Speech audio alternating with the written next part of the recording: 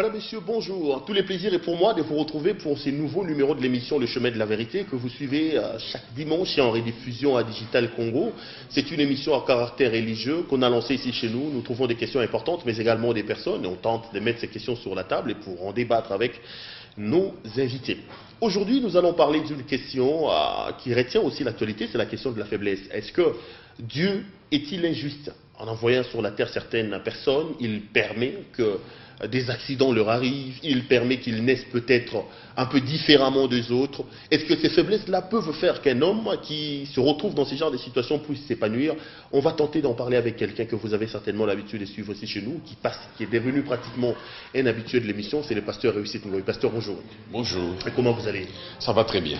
Vous êtes responsable du ministère Génération Joël. Je poserai cette question pour la énième fois. Ça signifie quoi, Génération Joël? La génération Joël, nous sommes le ministère, nous travaillons. Quand vous entendez Joël, Joël c'est selon le prophète Joël qui a dit dans les derniers temps, Dieu répandra de son esprit sur toute chair, les jeunes gens auront des visions, les vieillards auront des songes, les jeunes filles et les jeunes garçons prophétiseront. Donc nous nous basons, c'est ça pratiquement la base. Nous voulons que les gens soient dirigés par l'Esprit de Dieu dans ces derniers temps. Vous n'êtes pas une église, vous recevez tout le monde, donc vos portes sont grandement ouvertes. Vous n'avez pas de restrictions comme à l'église. Ouais, quelles restrictions? Nous recevons tout le monde, des gens qui viennent se convertir, pas des gens qui viennent faire du catch, des gens qui viennent se convertir et ceux qui sont convertis, parce que nous faisons un travail de manière à amener quelqu'un à découvrir quels sont les dons qui sont à lui, quels sont les ministères qui sont à lui et comment peut-il vivre la vie chrétienne dans la société. Pasteur Réussite, vous venez de Lubumbashi dans le Katanga. Il semble que la manière de servir Dieu à l'intérieur est totalement différente qu'à Kinshasa. Il semble que chez vous, à l'intérieur, plus précisément, vous avez encore certaines valeurs que les hommes de Dieu n'ont pas ici à Kinshasa. S'il vous était demandé de scruter un peu l'horizon de comment les pasteurs travaillent ici, de trouver une frontière entre ceux de Kinshasa et des autres horizons, vous direz quoi? En fait, dire qu'à Lubumbashi, il n'y a pas de pasteurs qui pêchent, ça sera un mensonge. Mais Kinshasa est en proie à beaucoup de troubles. Il y a les vagues politiques, il y a l'argent, il y a la bière, il y a les femmes, au point que certains pays nous disent que nous sommes BMW, Beer, Woman, Be a Music and Woman. Alors, Kinshasa, c'est vrai. Nous n'allons pas dire que Kinshasa n'a pas été privilégié, non. Le problème, c'est qu'à Kinshasa, il y a un peu trop de laisser-aller. Il y a un peu trop de laisser-aller.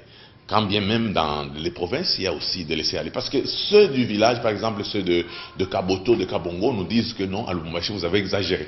Vous êtes trop moderne, tout ça, ainsi de suite. Mais il arrive qu'on se rend compte qu'à Kinshasa, il y a d'exagération, il y a trop de légèreté. Or, la légèreté n'est pas une bonne chose pour l'œuvre de Dieu. Alors, pasteur, il y a depuis un temps ici un certain nombre de confessions religieuses, dont les églises des réveils, dont vous faites partie d'ailleurs. Vous aussi, vous êtes dans ce mouvement-là. Ils ont monté une sorte de, je ne sais pas moi s'il faut appeler ça conglomérat, non, une sorte de communauté, des confessions religieuses, pour bousculer un peu les hommes politiques et surtout par rapport à la situation dans l'Est. Vous êtes sans ignorer que ces confessions religieuses se retrouvent une partie à New York aux États-Unis d'Amérique, d'autres sont allées en Europe pour faire entendre la voix de la République démocratique du Congo. L'église des réveils est représentée par le pasteur Mukuna. Est-ce normal? Les hommes de Dieu doivent-ils faire ça? Ouais, il n'y a pas de mal à faire cela. Nous devons, les hommes de Dieu doivent savoir interpeller le politique à comprendre quelle est sa mission. C'est pour cela que nous sommes en train de travailler, parce que nous n'allons pas travailler en l'air. Au fait, nous avons des églises, nous avons des frères qui ont la même nationalité que nous. Ils sont à l'Est. Si eux ont trouvé qu'ils peuvent présenter peut-être une pétition ou une demande à l'ONU, il n'y a pas de mauvaises choses. La Bible n'est pas contre ces choses. Mais quant à nous, nous continuons à faire aussi ce que nous pouvons faire. C'est pour cela que dans cette affaire, nous disons que les journalistes, qu'ils fassent son travail, que le musicien voit comment il peut amener sa part, que le pasteur voit comment il peut amener sa part, parce que de toutes les façons, quand les choses sont faites, même à notre nom, malheureusement, parfois on n'est même pas consulté. On dit, tous on dit. Non, mais les critiques par rapport à ce mouvement, c'est que par exemple, avant qu'ils ne partent, ils ont organisé une messe écuménique Il y a des gens, certains des pasteurs qui disent, qui trouvent ça normal, alors on va prier quel Dieu? Il y a les musulmans, il y a les chrétiens, il y a les catholiques, il y a les salutistes, il y a les kimbanguistes, il y a les églises des réveils, ils se mettent ensemble, ils disent, venez, venez, on va prier. Mais est-ce qu'il faut participer à des mouvements comme ça? Parce que finalement, on prie quel Dieu?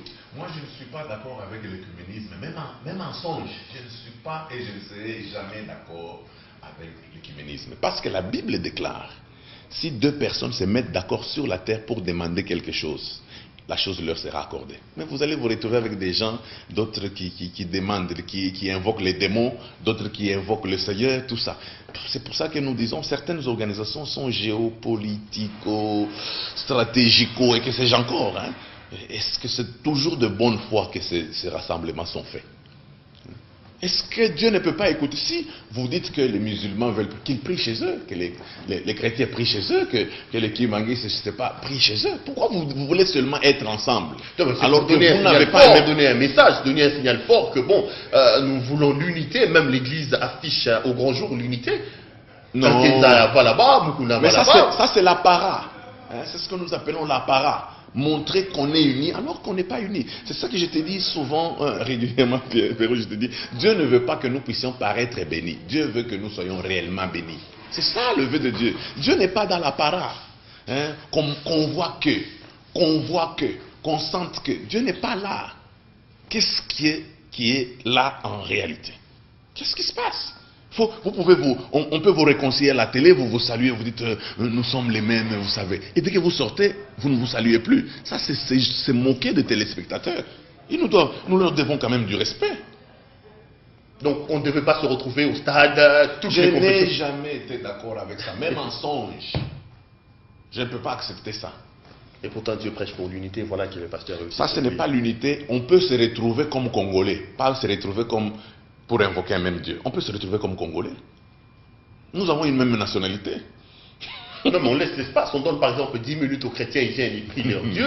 10 minutes aux kimbanguistes, ils viennent avec leur fanfare. 10 minutes aux sorciers, ils les invoquent aussi. 10 minutes aux magiciens. Parce que la dernière fois, j'ai même vu les dieux noirs, hein, les bouvams qui viennent aussi. Mais bon, on est tous Congolais, on va prier.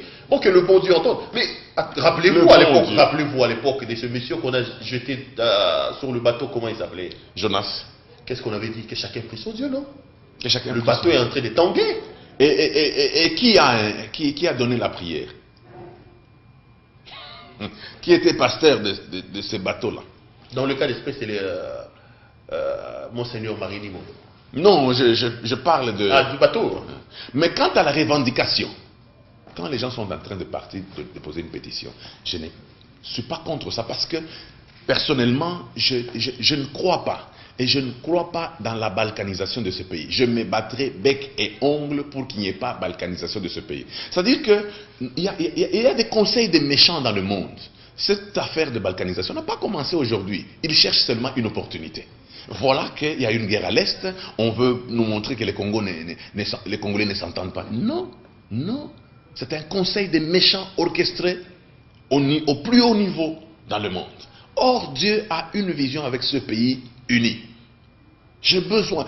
Imaginez-vous un peu, on coupe un peu l'Est. Les gens qui sont du Katanga, ils deviennent, je ne sais pas, les Katangais de nationalité, alors que leurs frères. Non. Surtout vous les Katangais, vous aimez ça, vous les gens de Baba. Donc, non, c'est pas ça. Moi, je ne suis pas dans cette affaire. Moi, je suis chrétien, je suis pasteur. Pasteur Katangais. Je ne suis pas. Non, je suis pasteur chrétien. Pasteur Katangais. Je ne suis pas pour la balkanisation. Pasteur Katangais qui pense que le Katanga c'est un morceau qui doit. Non, je ne crois pas et je prierai toujours que le Katanga ne soit pas un morceau à part. Je veux ce pays uni et Dieu a une mission avec ce pays. Moi, je défends les combats de l'Éternel. Si Dieu veut que ce Congo soit uni, je le veux uni. Bon, c'était une parenthèse, pasteur Réussite Ngoyi. On va revenir sur la matière qui vous amène aujourd'hui chez nous, c'est la faiblesse. Ouais. Vous nous avez dit que vous avez besoin de parler de la faiblesse. Qu'est-ce que vous voulez dire aux gens, pasteur? En fait, quand vous lisez dans Jérémie 1, Dieu dit à Jérémie, avant que tu ne sois conçu dans le ventre de ta mère, je te connaissais, je t'avais consacré prophète des nations. En d'autres termes, qu'est-ce qu'on voudrait dire? Avant que l'homme ait une forme, avant que l'homme ait une race, avant que l'homme ait telle ou telle autre faiblesse selon les milieux, Dieu le connaissait. C'est-à-dire que en Dieu, il n'y a point d'injustice. C'est ainsi qu'un jour, je crois dans Jean 9, à partir du verset 1er, la Bible déclare, et les gens ont posé la question, comment cet enfant est né aveugle? Est-ce son père qui a péché ou c'est lui-même qui a péché? Je crois que ces gens, je ne sais pas si c'était des Africains, comment un enfant né aveugle peut pécher avant de naître? Mais ils posent une question comme ça, c'est lui qui avait péché ou ce sont ses parents? Mais écoutez un peu la réponse de Jésus. Jésus dit, ce n'est ni son père, ni lui-même, mais c'est par la volonté que cet enfant est né comme ça, afin que les œuvres de Dieu soient manifestes. C'est-à-dire qu'il y a des gens qui naissent avec certaines faiblesses. Mais apparemment, nous trouvons que ce sont des faiblesses, mais la gloire de Dieu peut se manifester à travers ces hommes. Mais le mal, c'est que les gens s'apitoient sur leurs faiblesses. Vous pouvez naître pygmée, vous n'avez jamais demandé d'être pygmée, vous n'avez jamais demandé d'être de la race noire, vous n'avez jamais demandé votre tribu, vous n'avez jamais demandé d'être albinos, vous n'avez jamais demandé d'être handicapé. Il arrive que vous vous retrouvez dans ce sort. Depuis que je suis chrétien, je n'ai jamais entendu une prière où le pasteur entonne une prière et dit nous allons prier pour que Dieu puisse nous ajouter un peu la taille. Non, nous allons prier pour que nous puissions maigrir. Non, c'est-à-dire que il y a des choses pour lesquelles nous ne prions pas. Nous devons avoir ces faiblesses. En ayant ces faiblesses avec Dieu, nous pouvons faire des exploits. Paul lui-même a dit j'ai prié 3 fois pour que les charges me soient enlevées. Les commentateurs de la Bible disent qu'il n'avait pas tellement un aspect frappant, tout ça, et ses détracteurs parfois le méprisaient pour ses faiblesses. Mais Dieu lui a dit ma grâce te suffit. Malgré tes faiblesses, ma volonté s'accomplit. Il est possible d'avoir des faiblesses et de faire plaisir à Dieu. D'avoir des faiblesses et d'être une bénédiction pour toute une nation. Non mais là également, pasteur Eucide, ça relance un débat qu'on a déjà eu ici sur la justice de Dieu. Est-ce que Dieu est un homme juste? Dieu est juste. Et en lui, il n'y a pas une ombre d'injustice. Démontre que Dieu n'est pas aussi juste que vous nous le faites croire. Évidemment. Comment un homme juste? Vous nous avez toujours dit qu'il était un homme juste, qu'il était un homme plein d'amour. Il était un Dieu, il était notre Père. Lui, Dieu, est omniscient, omnipotent. Il a la capacité de freiner, de décider que quelque chose n'arrive. Un père qui décide d'envoyer son enfant avec un aspect différent des autres. Voilà qui relance un peu la notion de... Un aspect différent des autres comment? C'est que vous appelez faiblesse, par exemple. Je ne vais pas rentrer dans ce que vous dites. Oui. Mais oui, c'est que Dieu a un plan merveilleux pour tout un chacun d'entre nous. Comme nous le disons toujours, Jérémie dit ceci. C'est facile de dire ça, pasteur. Hein. Il a un plan merveilleux pour chacun d'entre nous. Vous le dites aussi facilement. Le problème c'est quoi? J'ai comme l'impression que le pasteur traite cette matière-là avec une certaine légèreté. Non. Vous voulez trop dédouaner Dieu. Quand vous vous contentez plus de vos faiblesses, vous vous habituez plus sur vos faiblesses, vous n'allez rien faire. Non mais lui qui existe et qui est juste, pourquoi ne devait-il pas dans sa justice créer tout le monde de la même façon, donner la capacité à tout le monde, donner les mêmes aptitudes à tout le monde, le même nez à tout le monde, la même race à tout le monde, un peu de variété. Non, la variété ne veut pas dire que celui-là je lui donne la faiblesse. Vous savez qu'il y a certaines faiblesses. Elles sont faiblesses seulement dans certains milieux. Je vais te dire quelque chose qui s'est passé, je crois que vous avez vécu ici à Kim. À un certain moment, les femmes disaient, et se faisaient injecter le dirabolin pour dire « Moutou Kamounen ». Et tout le monde voulait devenir grasse. Pourquoi? Parce que, non, Dieu m'a créé mince, pourquoi je devais être comme ça? Les gens voulaient être grasses. Ça n'a pas traîné. Non, ça continue. Aujourd'hui, on parle des tiafouins. Ça n'a pas traîné. Une actrice est sortie, elle a dit les gens voulaient maigrir, les gens commençaient à prendre de vinaigre. Mais finalement, vous voulez quoi? L'homme veut quoi? L'homme n'est jamais satisfait. Vous savez, les faiblesses, parfois, elles sont faiblesses à cause de certains milieux. Je te dis que j'ai déjà été dans certains milieux où être noir seulement, de ma race, c'est une faiblesse. On ne vous fait pas confiance. Quand on dit qu'il va occuper cette... Non, il ne faut pas mettre un noir. Si vous mettez un noir, il faut lui mettre un blanc comme adjoint pour qu'il commence à surveiller. On n'a pas confiance à la race. Mais aujourd'hui, quand le basket avait commencé aux États-Unis, les Blancs avaient dit c'est un sport où les Noirs ne vont rien comprendre. Aujourd'hui, je me rends compte que ce sont les Noirs qui ont le basket à main. C'est-à-dire que ce sont les dires des hommes qui font que certaines personnes se sentent désavantagées. En réalité, on n'est pas tellement désavantagés. Aujourd'hui, on disait que les Noirs ne sont pas intelligents. Les États-Unis sont dirigés par un Noir. Le Canada, la gouverneure générale du Canada, c'est une Noire. Tiger Woods, c'est le golfeur. Il est noir, il est devenu champion. C'est qu'il est possible que même en sport, ça veut dire toutes les races peuvent se démarquer. Non, mais lorsque Dieu décide, par exemple, prenons le cas de cet aveugle-là, il décide que moi, je suis marié, je conçois un enfant, supposons que c'est Dieu qui me donne cet enfant, comme vous avez toujours l'habitude de nous dire, que lui, dans sa divinité, que dans sa beauté, il décide que mon enfant naisse aveugle. Et vous allez me dire qu'il est juste.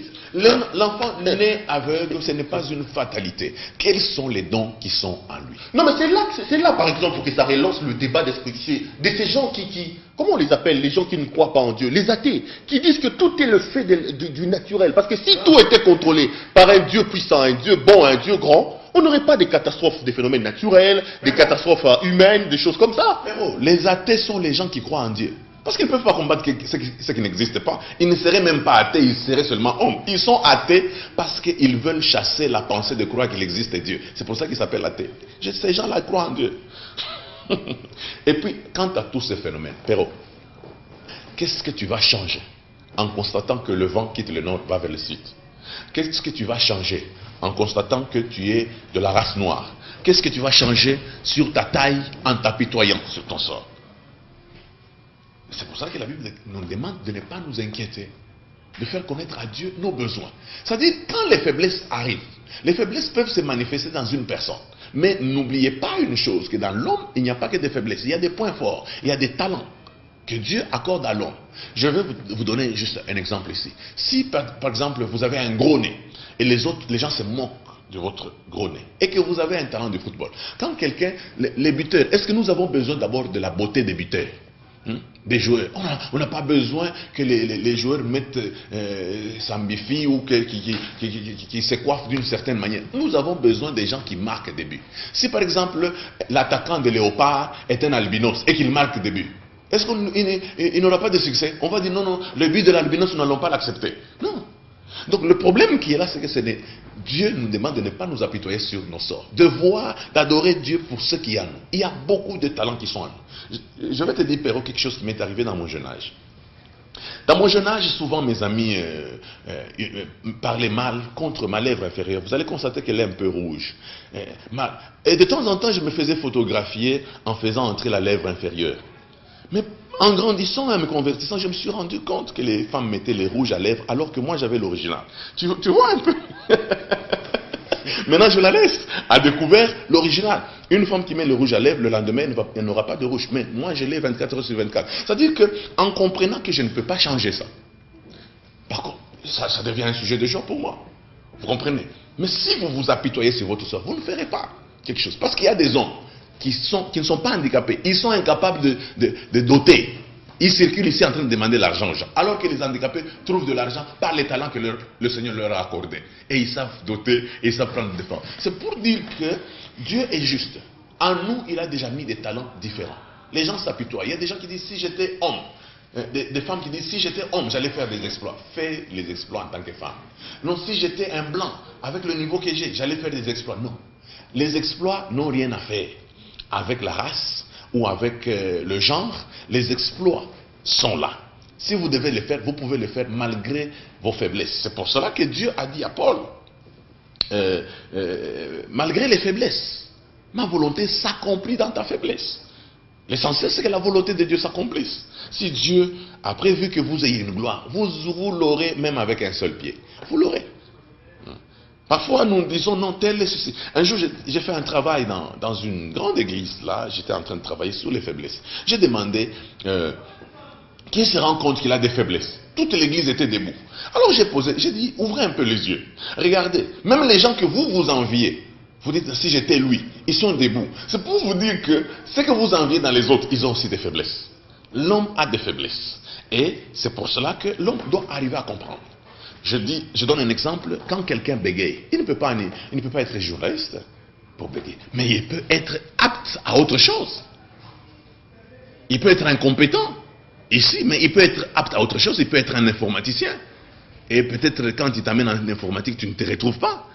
Tu ne te retrouves pas. C'est-à-dire que Dieu a mis dans les hommes des aptitudes différentes. Et les hommes peuvent mettre en jeu ou en œuvre ces aptitudes afin de glorifier le Seigneur. Donc, il n'y a pas des gens qui sont désavantagés devant Dieu. Donc, Dieu fait des choses dans sa justice et selon qu'il veut. Ouais. Vous les défendez bien, Dieu. Hein? Sincèrement, vous les défendez bien, Dieu, pasteur. Lui-même, C'est déjà défendu suffisant. Alors, pour des gens qui pensent que Dieu, si je suis comme ça, Dieu, mais pourquoi tu m'as abandonné? Est-ce que tu as un message d'espoir pour eux quand même, hein?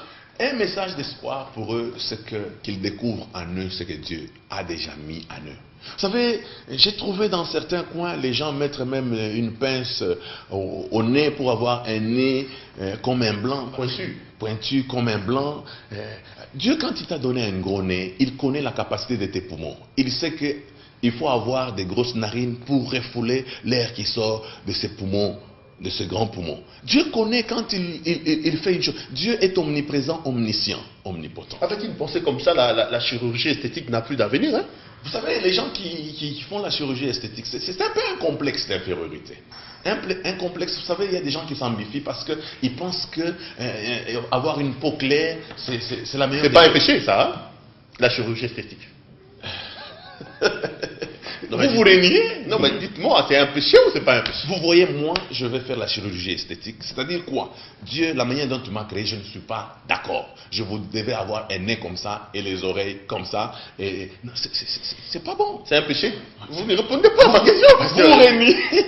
Pour moi, je vous dis, tout ce qui n'est pas produit d'une conviction est un péché. Pour moi, c'est un péché. Parce que je crois. Non, mais là, vous philosophez, pasteur Réussite. C'est un péché.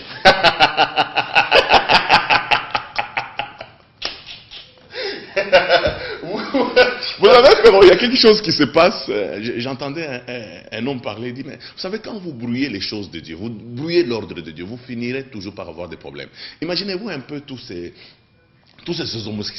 homosexuels, quand nous arrivons, tous ces PD, quand nous arrivons dans certains pays ou dans certains aéroports, on dit, ça ce sont les toilettes pour les hommes, ça c'est pour les femmes. Je me demande, ils vont dans quelle toilette? Ils vont dans quelle toilette?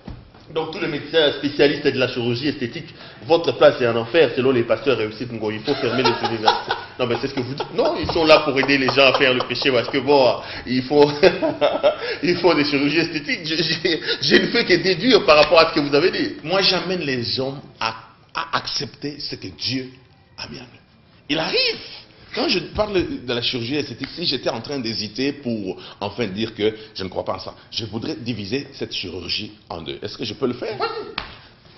Il y a des gens qui n'acceptent ce qu'ils sont. Comme nous avons vu avec Michael Jackson. Ça, c'est vraiment un péché. Vous comprenez?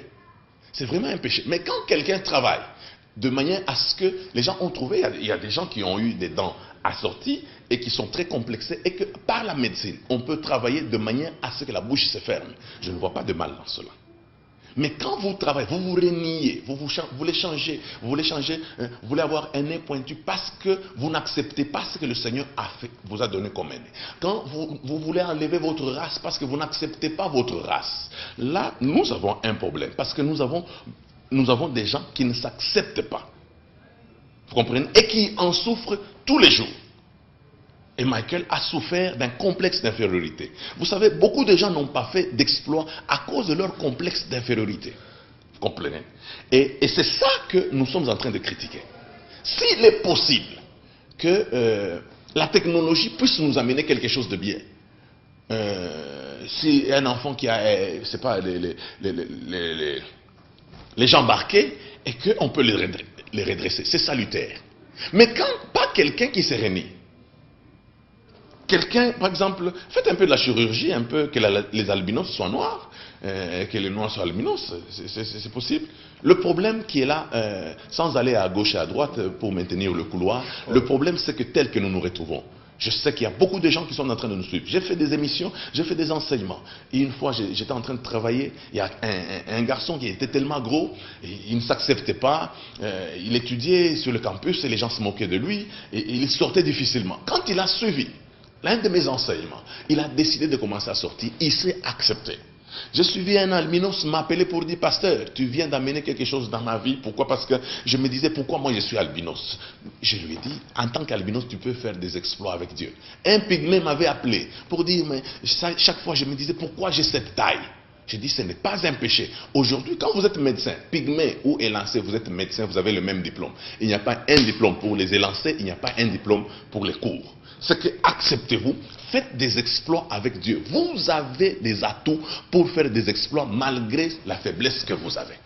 Et ça, c'est très important. Il y a des gens qui sont en train de demander de l'argent en cours de route. Il y a des gens qui s'apitoient sur leur sort. Ils font perdre du temps parce qu'ils ne vont rien changer dans leur vie en s'apitoyant sur leur sort. Mais par contre, je me suis rendu compte que la Bible déclare tel homme pense, tel il est. Vous êtes ce que vous pensez. Vous pouvez avoir toutes les jambes, vous avez tout. Il y a des gens qui sont handicapés alors que leurs domestiques sont en forme. Vous allez dire qu'ils ont été privilégiés? Non. Giscard Njoko qui étudiait à l'ISIPA en sait un peu plus. Hein. Ouais. Donc c'est là qu'il faut que les gens arrivent à comprendre, à ne pas s'apitoyer pour dire pourquoi moi je suis né dans cette famille. Pourquoi nous sommes des Africains. On peut changer. Les Chinois ici, avec les Japonais disaient tuer un Chinois avec une balle, c'est de la perte. Il faut le tuer avec les pierres. Aujourd'hui, la Chine bouge le monde par le cerveau. Nous pouvons bouger le monde par le cerveau aussi. On peut le faire. Mais quand on s'apitoie sur le sort, il y a des gens, vous savez, le complexe, où est-ce que le complexe nous amène? Quand un papa, un noir de 70 ans veut épouser une jeune fille de 20 ans, tout le monde crie, ah, au scandale, non, ça c'est un pédophile. Mais quand ce papa est blanc, la famille estime que c'est une bénédiction. Ce complexe d'infériorité, c'est ça un problème. Quand quelqu'un estime qu'il est pasteur d'une grande église parce qu'il a 2 blancs dans son église et que les blancs n'ont pas de péché parce qu'ils sont blancs, c'est ça un problème. Quand le marché vous l'accordez seulement aux blancs parce qu'il a seulement cette peau, c'est ça un problème. Or, l'homme n'est pas sa peau, l'homme est tel que sont ses pensées. C'est-à-dire que vous pouvez changer votre manière de voir les choses et vous comporter comme il faut. Vous allez voir que beaucoup de choses vont changer. Pero, j'ai travaillé en Afrique du Sud, je travaille dans des églises, même dans des pays étrangers, et je n'ai aucun complexe. J'aime bien quand vous évoquez que vous avez travaillé à l'étranger sans citer le pays. Je sais que vous voyagez beaucoup, vous avez été, je sais pas moi, où les autres auraient pris ça pour un sujet de gloire, hein, pour un sujet de... Alors, pasteur, vous parlez des faiblesses. Je ne sais pas si on peut également mettre ça sur la farde des faiblesses. Aujourd'hui, quand les pasteurs tombent, ils vous parlent des faiblesses. C'est une faiblesse. Wow. Lorsque il engrosse une fille, il dit le Seigneur, c'est une faiblesse. Dieu soutient-moi dans ma faiblesse. Est-ce que ça également, c'est à mettre sur la liste des faiblesses? Ce sont des péchés. Ça n'a rien à faire avec des faiblesses. Les faiblesses sont des avantages. Aux yeux des hommes, les désavantages pour certaines courses dans le monde, vers la destinée, qui semblent dans certains milieux. Vous savez, je vais vous dire, vous savez, quand vous êtes en Afrique du Sud, quelque part être métis, c'est une faiblesse. Hein. Mais ici, être métis, c'est un avantage. Vous voyez que les milieux sont différents. Il y a des gens qui ne jurent que dès qu'il a l'argent, il va épouser une métisse. Mais quand vous allez dans certains coins, il y a des gens qui vous disent non, moi je ne peux pas prendre une métisse. Vous comprenez? Il y a des gens dans certains milieux, ils estiment qu'être noir, c'est une faiblesse. Mais je parle des désavantages dans certains milieux que vous avez. Vous n'allez pas me dire que vous avez une faiblesse. Non, Dieu, au nom de la faiblesse, vous prenez les femmes d'autrui. Au nom de la faiblesse, non. Non, mais c'est une faiblesse. Le Seigneur comprend que j'ai une faiblesse pour les femmes, j'ai une faiblesse pour la bière, j'ai une faiblesse pour la bière. Ouais, pour l'impudicité. C'est pour cela que pour être responsable à l'église, Paul l'a écrit aux églises, il dit pour être pasteur, pour être ancien, il faut être mari d'une seule femme. Sauf, il faut bien éduquer ses propres enfants. Parce que si vous ne savez pas éduquer vos propres enfants, comment vous prendrez soin de l'église? Il faut être un modèle de la société. Être un homme hospitalier. Vous n'êtes pas un modèle de la société. Vous prenez les femmes d'autrui. Vous restez seulement là. Non, je suis serviteur de Dieu. Non, non.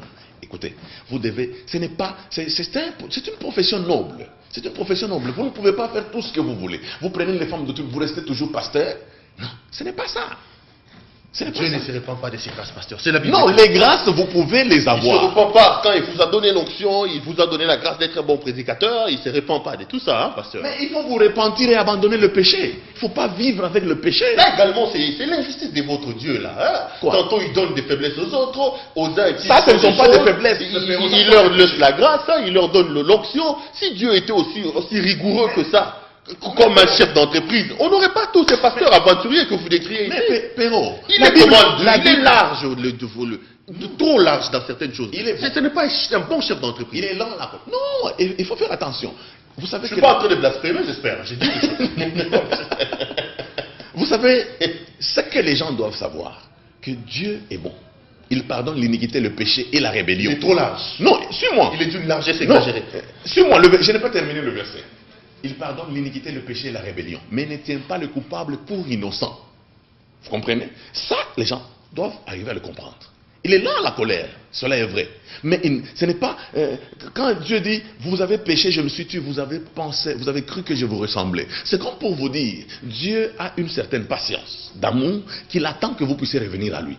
Mais si vous ne revenez pas, Dieu finit par frapper. Vous comprenez? C'est pour cela que je vous dis que ne mettons pas les péchés dans le domaine des faiblesses. Ceux qui ont le péché. La Bible déclare, fouillez l'impudicité. Vous voulez résister. Vous allez me dire que c'est une faiblesse? Non, les pasteurs ne résistent même pas, ils invitent. Ils invitent. Ceux qui invitent, et d'ailleurs Jésus l'a même dit, ils invitent. vous les reconnaîtrez à partir de leurs fruits. À l'église, il y a l'ivraie et le blé. Il y a des gens qui s'appellent de Dieu. Moi, je crois que je vais même inviter tous ces gens-là qui estiment que le péché, c'est une faiblesse. Je peux leur dire que dans ce pays, il y a beaucoup de travail. Vous pouvez être mineur, vous pouvez être commerçant, Je crois que vous devez laisser la pastorale aux gens qui sont des modèles. Aux gens, quand ils parlent, les gens peuvent écouter. Aux gens qui peuvent prêcher par l'exemple. Je crois que c'est à cela qu'on doit laisser la parole de Dieu. Vous ne pouvez pas, de la même source, sort l'eau amère et l'eau douce. Non. Et d'ailleurs, Jésus a dit, vous les reconnaîtrez par leurs fruits. Quand quelqu'un prend les femmes d'autrui, quand quelqu'un fait n'importe quoi, il n'est pas serviteur de Dieu. Même s'il s'appelle serviteur de Dieu. Non, vous n'êtes pas. Non, Dieu ne vous a pas dit, il vous a pas donné l'ordre de. La parole de Dieu. Dieu ne vous a pas établi comme sentinelle pour désigner qui est pasteur et qui ne l'est pas. La parole de Dieu est au-dessus. Un peu de modestie. Ah, la parole de Dieu. Je vous ai toujours dit ça quand je vous reçois, je ne vous trouve pas modeste dans certaines choses. Mais soyez humble. Vous voulez que je dise quoi? Soyez humble. Vous voulez que je dise quoi? Vous savez, les gens qui jouent avec les femmes d'autrui, alléluia, allez-y. Que Dieu les juge, hein, je le recommande entre lui. En entendant, vous détruisez les maisons d'autrui. Je vous trouve quand même assez arrogant, trop sûr de vous à chaque fois que je vous reçois dans mes émissions. Mais bon, attendez. Voyons voir. Attendre quoi? Voyons voir là où vous allez. Nous avons connu dans ce pays des préfets des disciplines. Un pasteur qui se faisait appeler préfet des disciplines. Nous les avons connus dans ce pays, pasteur. Vous n'êtes pas les premiers à parler sur un ton aussi arrogant comme ça de vos collègues. Mais il est où? Divorcé, marié, tout, voilà. Mais c'est un homme, ce n'est pas l'évangile. Ce n'est pas l'évangile. Nous croyons en Jésus. Et nous sommes prêts, nous travaillons pour lui ressembler et tenir dans la sainteté. Il est possible d'être saint. Il est possible d'être saint. Quand Paul écrit, il écrit au sein d'Éphèse. Ce sont des hommes, des gens qui ont abandonné le péché et qui ont cherché à suivre la voie du Seigneur. Il est possible. Il y a des païens qui ne connaissent même pas la parole de Dieu, qui ont une seule femme. Comment c'est possible pour eux alors que vous vous dites que vous avez le Saint-Esprit? Vous savez remplir un stade alors que vous êtes incapable de maîtriser votre famille, d'éduquer vos enfants. Moi, je ne crois pas dans cette onction. Je crois que quand la Bible dit que pour choisir un homme de Dieu, pour choisir un responsable, il doit être un modèle. Il arrive que vous n'êtes plus un modèle, vous devez jeter le tablier. Vous devez jeter le tablier. Si vous vous repentez et que Dieu vous pardonne, vous revenez. Mais pas vivre dans la boue. Ça et là, vous êtes dans la boue. Non. C'est une faiblesse. Dieu va vous aider. Ce n'est pas une faiblesse. C'est une vie de péché. Vous pataugez comme un cochon dans la boue. Et ça, ce n'est pas un modèle. Vous savez, aujourd'hui, les gens n'ont plus d'estime pour la parole de Dieu, pour certains hommes de Dieu parfois. Nous souffrons des bêtises que les autres ont fait. Nous arrivons dans certains endroits, on dit, ah, c'est encore un pasteur, encore un faussaire. Alors que vous m'avez vu où tricher, vous m'avez vu où voler, vous m'avez vu où prendre la forme de tout. Mais je souffre à cause des autres. Vous comprenez? Et nous n'allons pas laisser la corporation de ceux qui se disent de Dieu souffrir à cause de tous ces fous. Non. Le problème qui est là, c'est que vous appelez tout ce qui dégrade toujours pasteur. Non. Non, mais parce que Dieu lui-même ne sait pas les mettre de côté. Il faut qu'il les mette à nu un peu. Mais là, Dieu nous avait déjà prévenu qu'à l'église, vous allez trouver l'ivraie et le blé.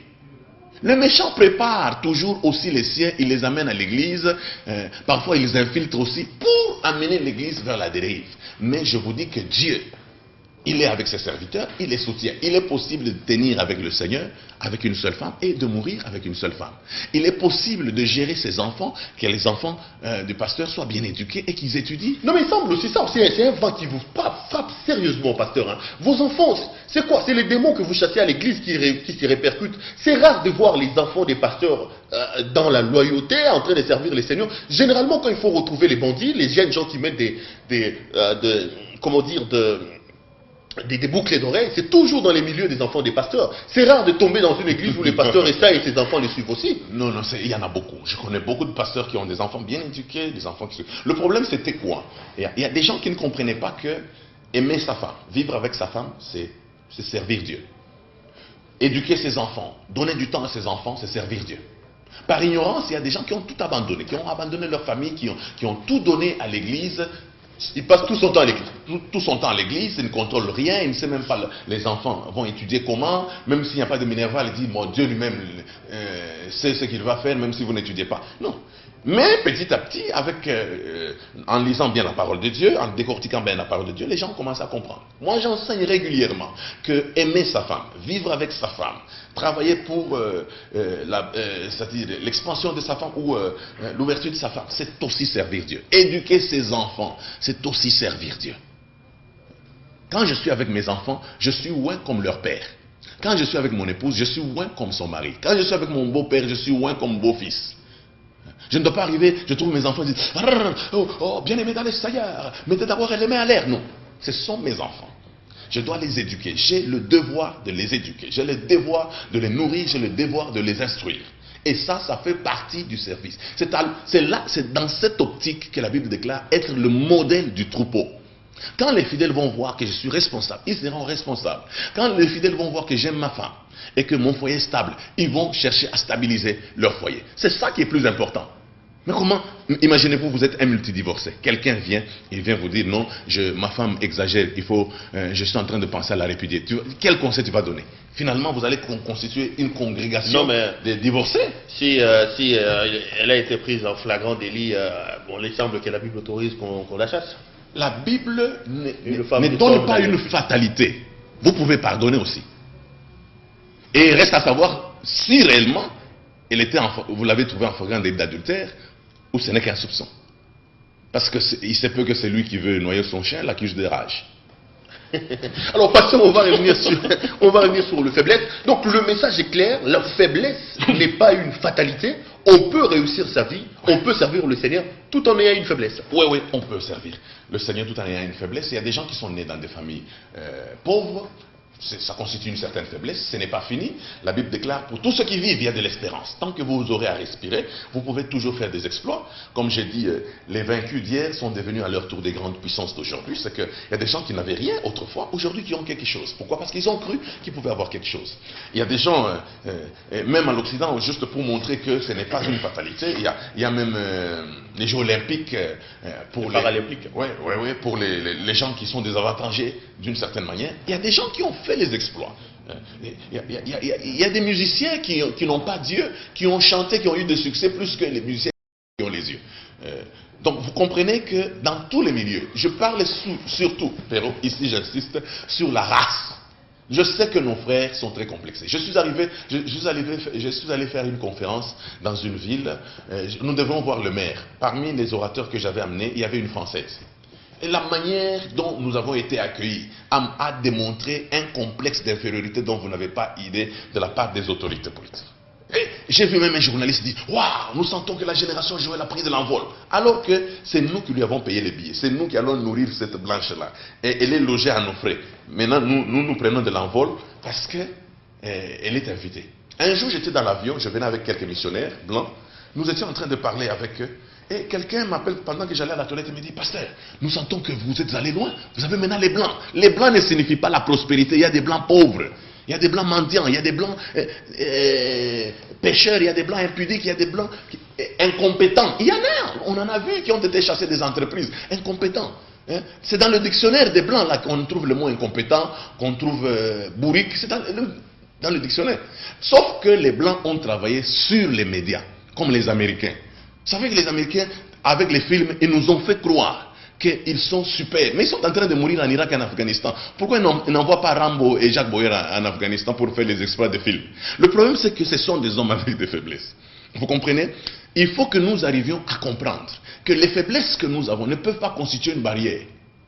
Il faut, en tant que Noirs, nous devons arriver à comprendre que, et d'ailleurs nous ne sommes même pas noirs, moi je n'ai pas la couleur de ce micro, sauf que les gens se sont entendus, ils ont appelé les gens de notre couleur, même les métis on nous appelle les noirs, et je n'ai jamais vu un homme de cette couleur, parce que c'est un fantôme. Ceux qui ont été roses, ils se sont dit nous sommes blancs, et nous sommes entendus, comme ce sont eux qui écrivaient les livres les premiers, ils ont écrit dans les livres que nous sommes noirs et ils sont blancs, et les autres sont rouges, et les autres sont jaunes. Vous avez souffert du racisme apparemment, hein? Non, vous n'avez pas spiritualisé vos problèmes personnels, vous en faites des enseignements. Non. Ce qui me fait mal, c'est quoi? Quand Dieu fait un projet avec vous, il voudrait que vous n'ayez pas un complexe d'infériorité. Parce que Dieu peut vous envoyer, Perrault, il dit, vous serez pasteur de l'église des Blancs. Vous n'allez pas les diriger parce que vous allez les estimer supérieurs à vous. Parce que dans ce complexe d'infériorité, nous appelons, même les Indiens, nous les appelons Blancs, même les Chinois, nous les appelons Blancs. Moi, j'ai vécu avec les Indiens, j'ai vécu avec les Chinois, chez eux. J'ai vécu avec les Blancs. Je me rends compte que l'homme reste l'homme. Et qu'il peut avoir des faiblesses. Mais le problème, c'est qu'il doit se fortifier. C'est pour cela qu'il y a des passages dans la Bible qui disent « Fortifie-toi toi-même et prends courage ». C'est-à-dire que si les gens estiment que tu es nul, n'accepte pas que tu es nul parce que tu vaux quelque chose. C'est lui qui t'a créé, il t'a créé comme il faut, avec tous les atouts pour faire des exploits. J'avais oublié de faiblesses là. Regardez les petits bouts d'hommes là, le film nigérien. Mais qu'est-ce qui leur donne l'argent? C'est leur faiblesse, non? Ils ont trop d'argent, plus que même les élancés qui sont autour d'eux. Non mais Joli Bébé et Je vous aide, même si c'est la musique mondaine. Vous suivez ça aussi, non? Pépé Calais était ici avec Joli Bébé et Mo. Ils ont eu l'argent. Vous avez dansé ça aussi à un moment donné. Mais oui, on n'était pas encore Je prends l'exemple d'un homme qui était très élancé ici. Mutombo Dikembe. Autrefois, sa taille était une faiblesse. Aujourd'hui, il est toute une bénédiction pour une nation. Donc vous comprenez que je parle de Messie. Est-ce que vous savez que Messie était un maladif? Et si Messie n'a pas continué à croître, c'est à cause de la maladie. Mais regardez le talent qu'il y avait dans ce jeune maladif-là. Aujourd'hui, combien de ballons d'or? C'est pour vous dire que si vous allez sur la taille, c'est pour ça que j'ai aimé quelqu'un lui dit non, nalekio na moulaï. Lui il dit, nalekio na mukuse. C'est-à-dire quelque part, il faut se fortifier pour dire, si toi tu me dépasses en taille, moi aussi je te dépasse. Donc le problème c'est, il ne faut pas s'apitoyer sur son sort. Sors. La parole de Dieu est adressée à tout le monde. Parce que la Bible déclare, quiconque croit en lui, et les handicapés, et les albinos, et les pygmées, et tous les désavantagés, quiconque croit en lui, ils font partie de quiconque. Si vous croyez en lui, vous aurez la vie éternelle, vous allez faire les exploits avec Dieu. Croyez en Dieu. Cherche, il y a des talents en vous que Dieu peut exploiter. Ce Jérémie dont nous avons parlé, il a dit à Dieu, je ne sais pas parler. Moïse a dit à Dieu, j'ai un langage difficile, mais c'est lui qui a sorti Israël de l'Égypte. Il y a eu des gens, Saül a dit, a estimé que l'élévation était une injure pour lui. Il dit, pourquoi me parles-tu de la sorte? Gédéon a estimé que Dieu ne pouvait pas l'appeler vaillant héros parce qu'il a vécu beaucoup d'échecs. Non. En Christ, nous pouvons faire des exploits. Dieu peut nous ouvrir les yeux, nous voyons les talents qui sont à nous et nous pouvons les exploiter. Parce que les dons spirituels, on ne les commercialise pas, mais les dons physiques ou les dons naturels, on les commercialise.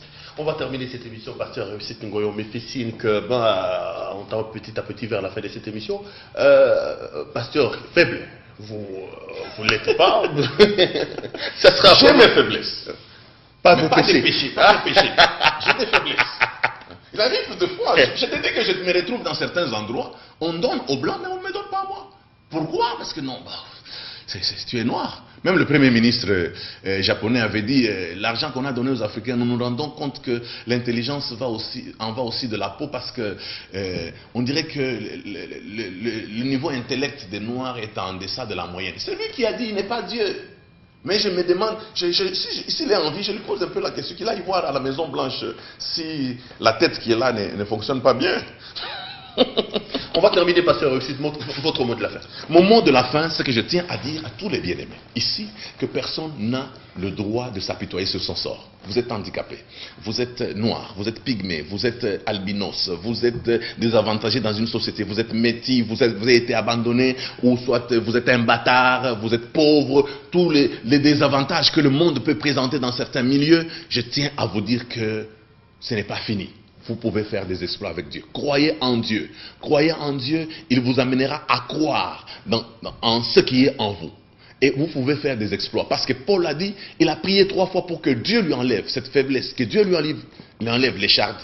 Il lui a été dit que ma volonté s'accomplit dans ta faiblesse. Tu peux accomplir la volonté de Dieu. Tu peux faire des exploits. Tu peux nourrir même les gens, beaucoup de gens, tout en étant faible.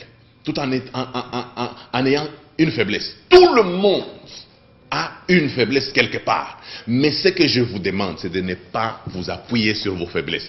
Appuyez-vous sur vos points forts. Vous pouvez faire des exploits. Même si vous travaillez au milieu des blancs. Cette histoire de dire quel est ton poste. Non, moi, après les blancs, c'est moi. Ça doit s'arrêter. Tu dois avoir un poste clair. Il ne faut pas dire après les blancs fainéants, c'est maintenant toi l'ingénieur congolais qui commence. Non, il faut arrêter ça. L'intelligence n'a pas de couleur.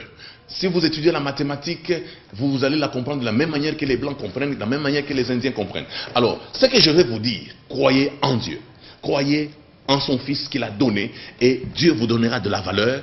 Et aujourd'hui, demain, vous ne serez pas complexé. Que le Seigneur vous bénisse abondamment. Merci beaucoup, pasteur Réussite. Cette émission est terminée. Madame, messieurs, merci de l'avoir suivi. Restez branchés sur nos programmes. À la semaine prochaine. Bye. Merci, pasteur. Merci. D'accord, merci, c'est gentil.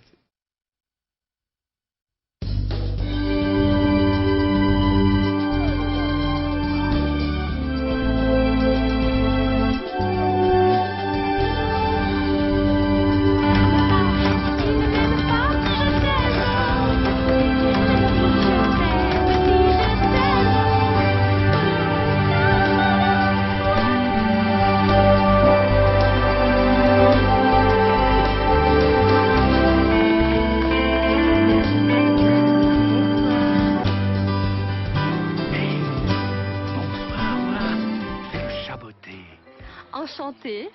Bonsoir. Et lui, c'est Petit Pierre.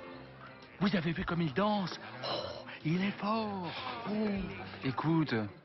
Vous aimez la danse?